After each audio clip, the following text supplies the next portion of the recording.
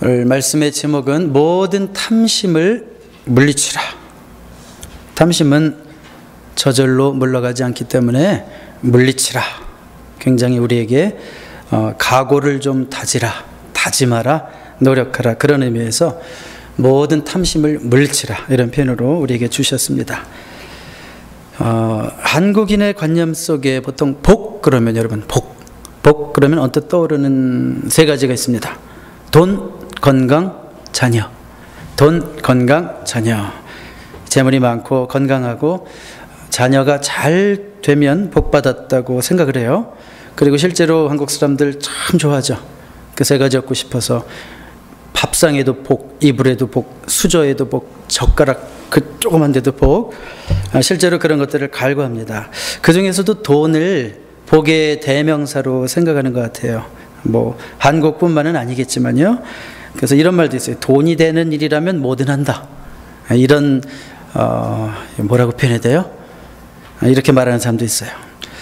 그 어느 기도원에 가서 이제 어떤 분이 그런 얘기를 들었대요. 이제 모든 기도원이 그런 건 아니거든요. 어느 기도원에 갔는데 어떤 강사가 11조를 매주 100만 원 하는 사람이 여기 있을지어다.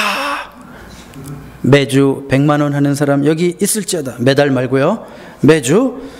그랬더니 그냥 더 웃긴 게 아멘! 또 떠내려가더래. 자, 이게 우리 한국 기독교인들에게 얼마나 기복신앙이 자리 잡고 있느냐라는 걸 보여주는 거죠. 기복신앙이 꼭 나쁜 건 아닙니다. 우리가 복받기를 간구하면서 하나님과 교제하는 거니까. 또 이 땅에 살면서도 복받는 게 뭐 잘못했습니까? 그건 아니지만 돈도 중요합니다. 오늘 특별히 돈에 관련된 탐심이거든요. 탐심이라고 해서 꼭 돈이랑 연관된 건 아니에요. 어떤 사람은 사람 욕심이 많고요. 어떤 사람은 애정 욕심이 많고, 사람마다 이렇게 탐심이 다 틀릴 수는 있어요. 근데 오늘 특별히 돈과 관련해서 탐심에 대한 주제를 나눠보겠는데, 문제가 뭔가 하면 이 돈이 탐심과 우상숭배와 연결될 수 있다는 것은 성경의 이 경고입니다. 마태복음 6장 24절에 하나님과 재물을 겸하여 섬길 수 없다, 그렇게 말씀했죠. 하나님을 믿는 이유가 오직 부자 되는 데 있다. 만약에 나 하나님 믿는 이유는 다른 거 없습니다. 나 부자만 되면 됩니다. 그게 우상숭배라는 거죠. 자, 우리 한번 그러면 오늘 본문을 잠깐 볼까요? 우리 13절 다시 보겠습니다. 무리 중에 한 사람이 이르되 선생님, 내 형을 명하여 유산을 나와 나누게 하소서. 율법에 의하면 장남이 3분의 2 가져가요. 그리고 만약에 둘이라면 둘째가 3분의 1 가져가요. 또 숫자가 많아지면 이제 복잡해집니다. 아마도 이 집안에 동생이 동생, 형이 아니라 형을 명하여 유산을 나와 나누게 하소서. 아마 그 유산 나누는 문제 때문에 갈등이 있었던 것 같습니다. 그 누구의 힘을 빌어가지고 문제를 해결하려고 그래요? 예수님의 힘을 빌어가지고 그 문제를 해결하려고 하고 있어요. 어떤 이 재산 때문에, 집안의 재산 때문에 생기는 갈등은 여러분 자주 듣는 단골 이야기죠. 유명한 얘기 있잖아요. 미국 보스턴의 억만장자 중에요, 더너번 가문이라고 있습니다. 더너번. 이 가문이 몇 년 전에 아주 심한 재산 싸움을 했습니다. 정말. 근데 이 존 더너번 사장, 이 큰 기업의 사장인데 MIT 교수 출신이에요. 아버지가 MIT 교수 출신이고, 그 다음에 아들이 5명이 있는데 첫째 아들이 하버드 법대 출신이에요. 하버드 법대를 졸업하고 5 자녀를 대표하는 장남이 아버지 제임스 도너반과 진흙탕 싸움을 벌인 거예요. 재산을 가지고. 이 원래는 단란했던 아주 행복한 가정이었는데 왜 이런 문제가 생겼을까? 이 존 도너반이 3번째 결혼을 하면서 3번째 부인을 얻은 다음부터 첫 번째 부인이 위기의식을 느낀 거예요. 이 많은 재산이 저 3번째 부인에게 다 넘어가면 어떡하지? 그것이 신경이 쓰여가지고 첫째 아들을 동원시켜가지고 싸움을 벌인 거예요. 그런데 이 싸움이 단순한 싸움이 아니라 뭐 성폭행, 모함, 심지어 살인 협박까지, 이 돈 있는 사람들 막 청부살인 뭐 이런 거 하잖아요. 그야말로 아주 진흙탕 싸움 중에 싸움이 되어버렸습니다.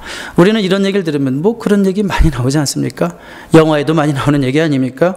뭘 그런 거 가지고 놀라십니까? 그럴 수 있는데, 문제는 이 사람들이 매주 교회를 나가고 있었어요. 크리스찬이라는 것이 문제죠.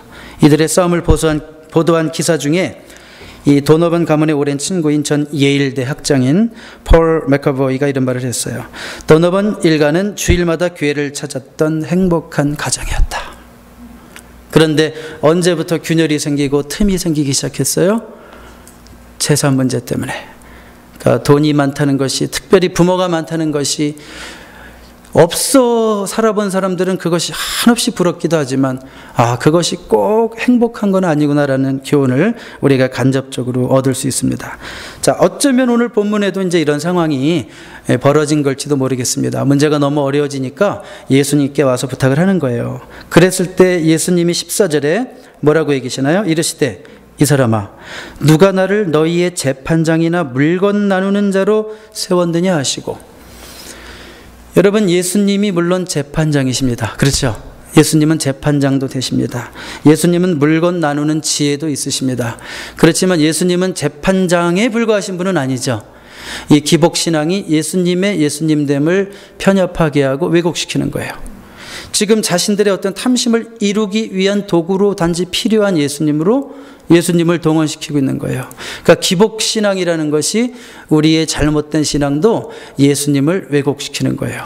예수님을 단지 우리의 병만 고쳐주시는 분, 예수님 우리의 병을 고쳐주시는 분 맞죠? 맞잖아요. 여러분 성경 보시면 이런 기록 찾아본 적 있어요? 많은 환자들이 예수님 앞에 막 간절한 마음을 가지고 와서 이 병이 낫기를 원합니다. 그랬을 때 예수님이 하나님의 뜻이 있는 것 같아. 한 3년만 참아봐. 이렇게 예수님이 한 번이라도 대답해 보신 적이 있어요? 없어요? 예수님이 한 번도 없어요. 예수님은 우리의 그 고통, 질병 때문에 괴로워하는 것을 굉장히 우리 가슴 같이 아파하시면서 컴패션을 가지고 다 이렇게 애쓰는 자들의 병을 고쳐주시는 분입니다. 그러니까 예수님은 우리의 헤일러가 되시고 치료자가 되시는 거 맞죠? 그렇지만 예수님이 치료자만 되시느냐 이거예요. 그건 아니잖아요. 예수님이 우리를 단지 그냥 이 땅에서 부자 되게 하실 수도 있지만 단지 부자 되게 하시는 분만은 아니라 이거예요.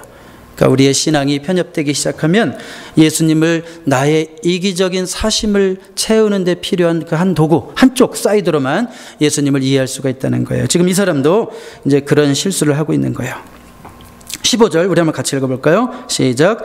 그들에게 이르시되 삼가 모든 탐심을 물리치라.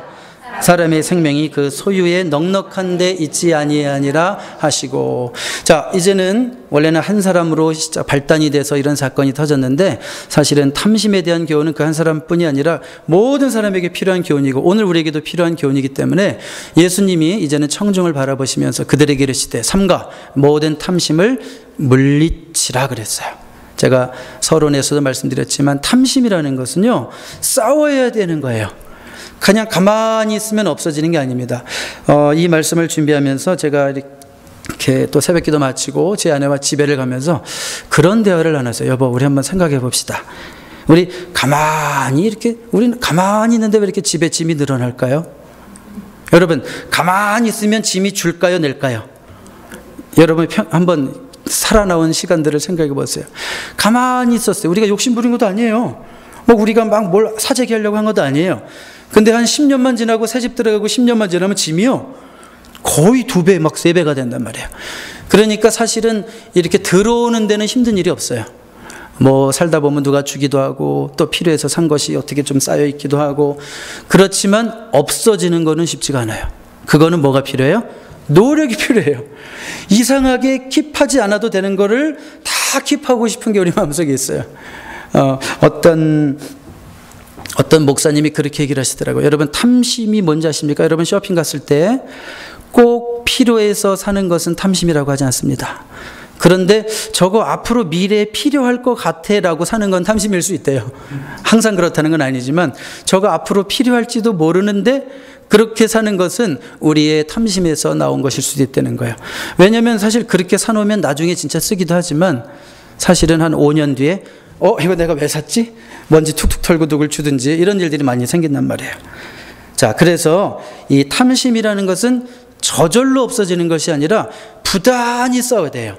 여러분, 집을 가만히 놔두면 가만히 깨끗하면 좋겠는데 가만히 깨끗한 게 아니라 집을 가만히 놔두면 저절로 쓰레기통이 돼요. 그게 엔트로피의 법칙이라고 그러죠, 원래. 그냥 저절로 들어오죠. 그러니까 우리는 부단히 노력하지 않으면 집안이 더러워지는 것처럼 우리가 부단히 탐심과 싸우지 않으면 우리 모두가 다 탐심의 노예가 될 수 있다는 생각을 가지고 싸워야 돼요. 탐심을 물리치기 위한 노력들이 필요하죠. 그러기 위해서는 어떻게 탐심을 이길까? 제가 요즘 저 자신을 이렇게 돌아봅니다. 우리 어머니는 저를 많이 걱정하셨어요. 너무 욕심이었고 형제들 사이에서도 자기 밥도 못 챙기고 그러니까 우리 어머니가 항상 저는 불쌍해서 제 밥을 따로 챙겨놔야 될 정도였어요. 투쟁하려고 하지 않고 싸우려고 하지 않고 형들이 막 욕심 부려서 챙기려고 그러면 그냥 멀뚱멀뚱 쳐다만 보고 있고 그러니까 근데 사실 제가 뭐 음식에 욕심이 없었다는 거지 또 나름대로 저에게 욕심 있는 부분이 있거든요. 사람마다. 그래서 어떻게 하면 내가 이 탐심을 물리칠 수 있을까? 내 안에 있는 탐심을.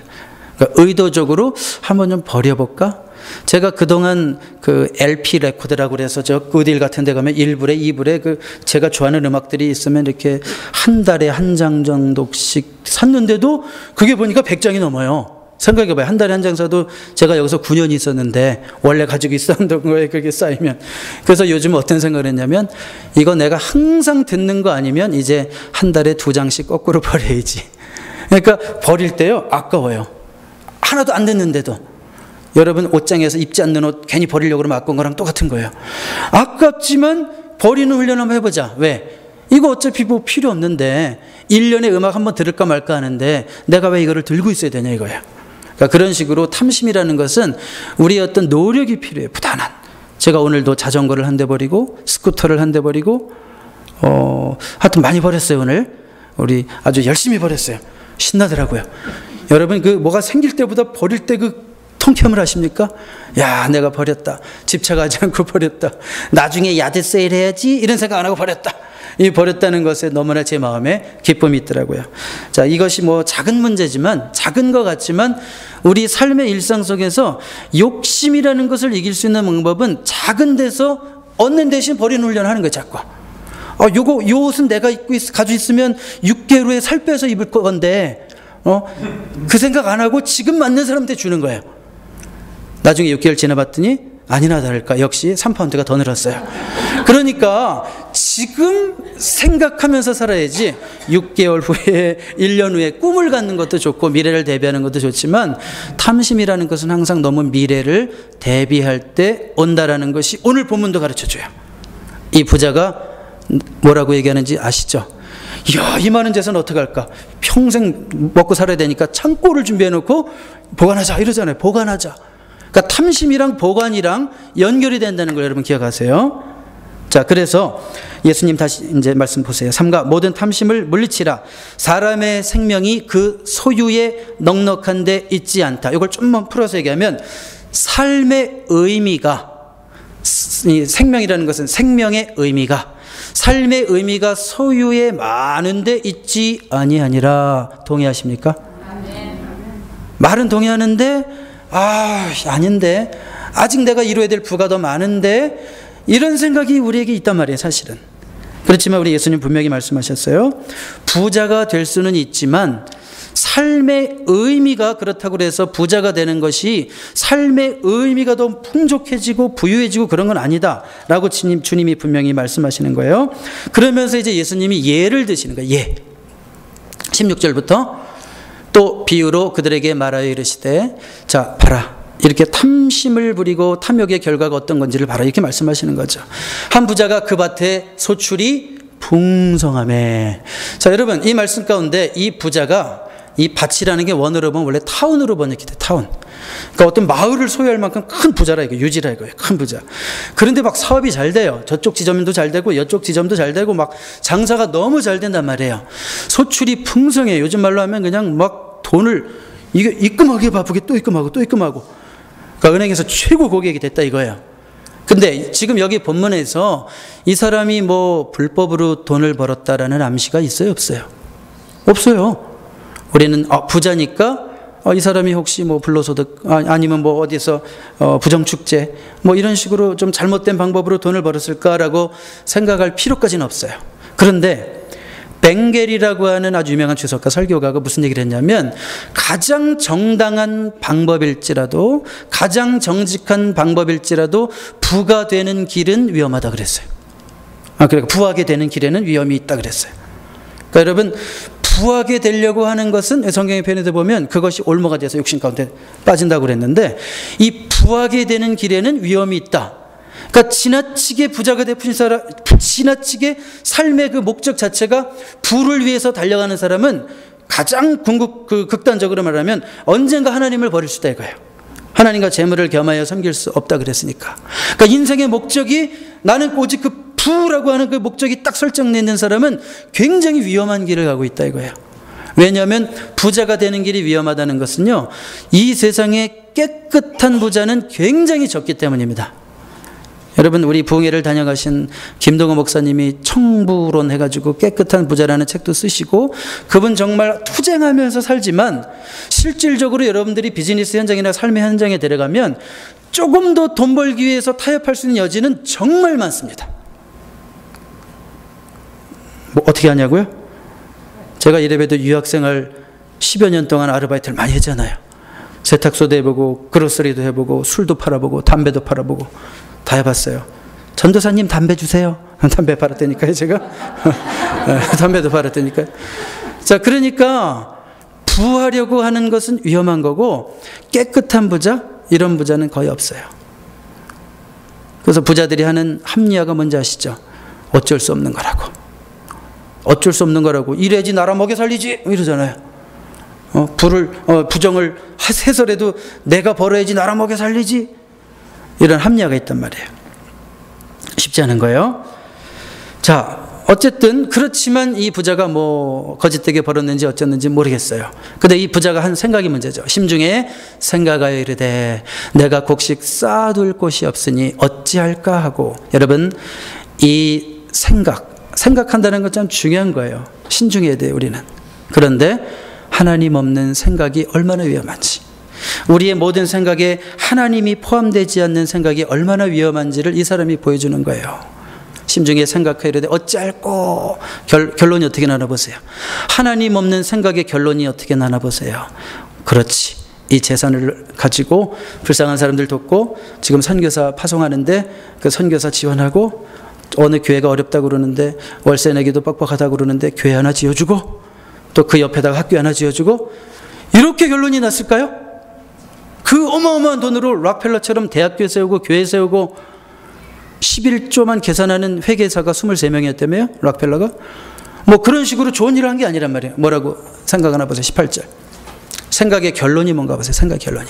같이 읽어봐요. 시작. 또 이르되 내가 이렇게 하리라. 내 곡간을 헐고 더 크게 짓고 내 모든 곡식과 물건을 거기 쌓아두리라. 여기까지만 일단 읽어봐요. 여기 제일 많이 나오는 단어가 뭐예요? 내가.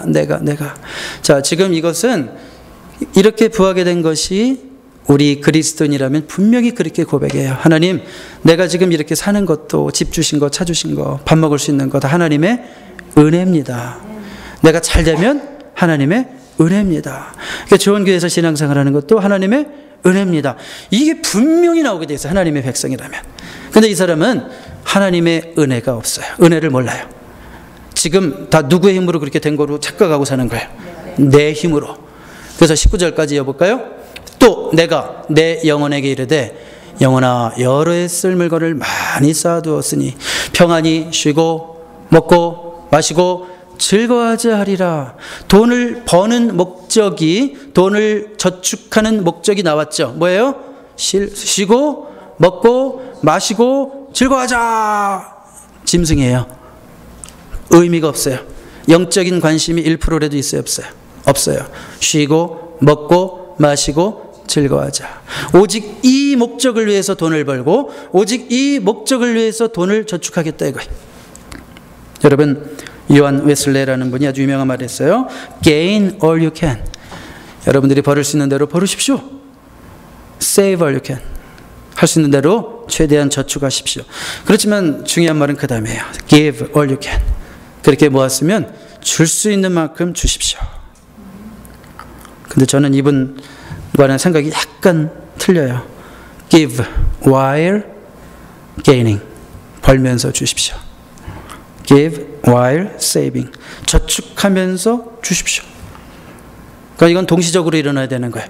어느 정도 벌고 할게요. 이런 사람 해야 안 해요? 대부분 안 하겠죠.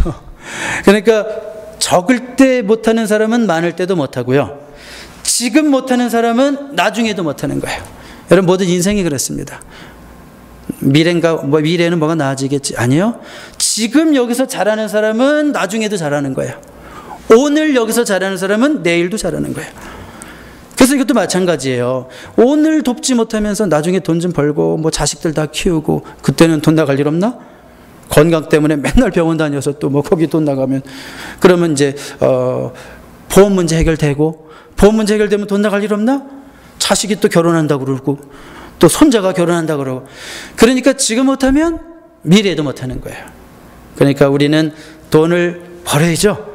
저축해야 되죠. 그러면서 끊임없이 우리는 어떻게 돼? 동시에 쓸 줄 알아야죠. 뭐 여기는 뭐 이렇게 저축해놓은 분이 제가 보기에는 안 보여서 뭐 다 이렇게 잘 쓰시는 것 같은데 하여튼 그 죽은 사회바다처럼 되면 안 돼요. 계속 들어오기만 하는데 나가는 구멍이 없죠. 그 바다는. 그래가지고 물이 다 썩었어요. 데드씨 죽은 바다. 아주 그냥 고기 한 마리 안 살아요. 생명력이 없어요. 그러니까 자꾸 흘려보내야 돼요. 제가 오늘 자전거를 하나 버려가지고 나중에 또 자전거 하나 생길까 봐 지금 걱정해 또. 버리면 뭐가 자꾸 생기더라고 자꾸. 근데 그게 하나님의 방법입니다. 자꾸 버리고 빈 공간이 생겨야 돼. 여러분 버스가 그냥 확 지나가면 거기 공기에 베이컨 그 빔이 탁 생겨가지고 그 안으로 공기가 확 들어오듯이 우리 안에 그냥 쓸데없는 게 확 나가면 좋은 게 다시 쑥 들어와요. 하나님의 법칙이에요. 자, 그러니까 우리는 웨슬레처럼 저축하되 줄 수 있는 또 저축하면서 줄 수 있고 섬길 수 있는 나눌 수 있는 지금 여러분들이 그렇게 하시는 대로 계속 평생 그런 삶 살게 되시기를 주님의 이름으로 축복합니다. 그래서 우리 한번 여기 또 이제 이어서 보시겠습니다. 20절 하나님은 이르시되 어리석은 자여 오늘 밤에 내 영혼을 도로 찾으리니 그러면 내 준비한 것이 누구의 것이 되겠느냐 하시니 어리석은 자여 이게 뭐예요? 생각이 없는 자여. 너가 그렇게 아무리 계획을 세워도 오늘 밤 내가 내 목숨을 앗아가면 그 많은 것이 누구의 것이 되겠느냐. 실제로 이렇게 되는 일들을 우리는 많이 봅니다. 저 사람 뭐하러 저렇게 평생 저렇게 고생만 하고 돈을 벌기 위해서만 살았어요. 한 번도 써보질 못했어요. 보니까 다 남이 쓰고 있어요. 자, 그게 미련한 인생이다 그 얘기죠. 그래서 우리 말씀의 결론이 어떻게 나요? 21절 자기를 위하여 재물을 쌓아두고 하나님께 대하여 부여하지 못한 자가 이와 같으니라. 손에 있는 재물 때문에 하나님을 잊어버린 인생이 이렇게 비참하고 불쌍한 인생이라 이거예요. 이 세상에서 이보다 미련한 인생이 없다 우리에게 말씀하시는 겁니다. 자, 여러분 말씀에 이제 결론을 내리겠습니다. 재물도 중요하죠. 재물도 중요합니다. 오늘 본문은요, 이 재물 버는 거에 대해서 시비 거는 게 아니에요. 이 사람의 창고에는 구제품이 없다는 거예요. 남을 생각하는 부분이 없다는 거예요. 또 하나님을 생각하는 부분이 없다는 거예요. 단지 자기만 생각한다는 게 문제예요. 재물도 중요합니다. 여러분 시편 119편 14절 한번 읽어볼게요. 같이 시작. 내가 모든 재물을 즐거워함 같이 주의 증거들의 도를 즐거워하였나이다. 여기 지금 재물과 증거들의 도는 하나님 말씀이에요. 재물과 하나님의 말씀이 동등 비교되고 있어요. 하나님 말씀 와 너무 좋아요. 감사해요. 아멘. 꿀송이 같이 달아요. 그거와 동등 비교로 재물 너무 좋아요. 오 100불짜리 보면 살이 떨려요. 너무 기뻐요. 막 행복해요. 하루 결산을 하는데 100불짜리가 막 20장이야. 오늘 너무 적나? 한 200장이야. 그러면 즐거워요 안 즐거워요?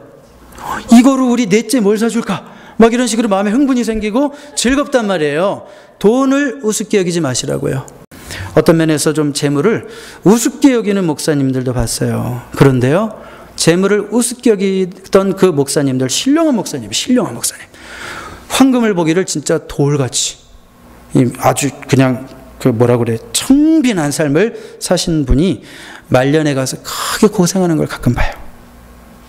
은퇴 후에 교회에서도 아무것도 받지 못했고 또 그나마 쥐꼬리만한 연금이라는 게 혹시 교단에서 나온다든지 요즘은 거의 이제 그런 게 없어졌지만 아니면 은퇴연금이라도 있으면 좀 나아요. 그래도 근데 이분은 어떻게 살았는지 그런 것도 별로 없고 왜냐하면 목회 현역 시절에 이 목회하면서 교인 중에 이분의 눈이 항상 어디로 가 있냐면 1% 극빈자에게 가 있어요.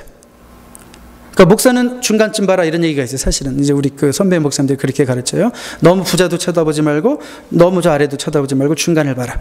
근데 이 목사님은 항상 저 1% 극빈자를 보는 거예요. 그래서 내가 혹시 돈이 남아서 조금이라도 저축하면 죄 짓는 생각이 드는 거예요. 그래가지고 혹시 조금이라도 남으면 이게 자기 미래를 위해서 투자를 한 것이 아니라 그걸 다 어떻게 해서 이제 소모했다 이거예요. 아주 멋있게 살았죠. 떳떳하게. 그런데 은퇴하고 보니까 남은 돈이 하나도 없고 자기는 떳떳하고 좋은지 모르겠지만 사모님이 계속 원망을 해요. 은퇴 이후에 평생을. 자식들이 원망해요. 그러다 보니까 나중에 그 목사님도 원망을 해요. 내가 뭐하러 그렇게 젊은 날에, 물론 천국 가면 하나님 보상해 주시겠죠. 근데 왜 이 땅에서 난 사람들을 이렇게 힘들게 하고 사냐 이거죠. 하나님이 보상해 주시겠지만, 그래서 제가 말씀드리고 싶은 것은 뭐냐면, 깨끗하고 가난한 것도 물론 좋은 것일 수 있지만 잘 관리하는 것이 더 좋은 거라 이거예요. 그러니까 본문의 부자는 소유한 것 자체가 문제는 아니라는 거예요. 소유의 목적, 관리 방법, 분배 방법에 문제가 있는 거예요.